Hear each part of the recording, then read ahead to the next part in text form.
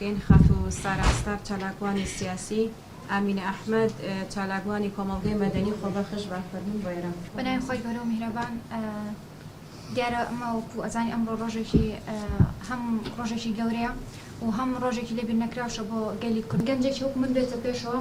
خزمەت بکە لەوانەیە ئەو کاتی کە من هاتبێتم چەند ساڵێک پێشستە گەنجانی زۆر هەبوو بێتن کاری خۆبەخشیان کردبێت و لە ڕێگەی منەوە منیش لەگەڵ چەند هاوڕەیەکمان دەرکەوت بێتم ئەمەوان کردبێت کە کاری خۆبەخشی لای چەند کەسێک خۆشەویستە بە تایبەتی ئەگەر بینە سەر ڕێژەی خانمان بۆچی چالاکوانی خانم کەمال لێرەیە ئەگەڕێتەوە بۆ دوو هۆکاری یەکەم هۆکاری ئەوەیە کە ترسی خێزانە ترسی خێزان لە چیە؟ مەبەستم ئەوە نییە کە خێزان ترسی لە کچەکەی خۆی هەبێت متمانی پێ نییە میخاتەنەو کۆمەڵگە و چالاکی بکات بەڵکو لە دەوروبەری کچەکەی ئەترسێ لەوانەیە ڕۆژانە ئێمە کۆمەڵە ڕووداوێک ئەبینین کۆمەڵە ڕووداوێک دەست درێژیەک توزانم کوشتنە بڕینە ئەمەوە لە خێزانەکانەکات بترسن ئەمە پێی ئەوترێت ترسی خێزانی وا لە کچەکە ئەکات کە نەهێڵێت بڕاتە دەرەوە کاری خۆبەخشی بکات شتێکی تریشمانەیە پێی ئەوترێت ترسی کۆمەڵگەی بۆ نمونە من وەکو خۆبەخشێک دێ کۆمەڵە گەنجێکم لەگەڵایە کاری خۆبەخشی ئەەکەم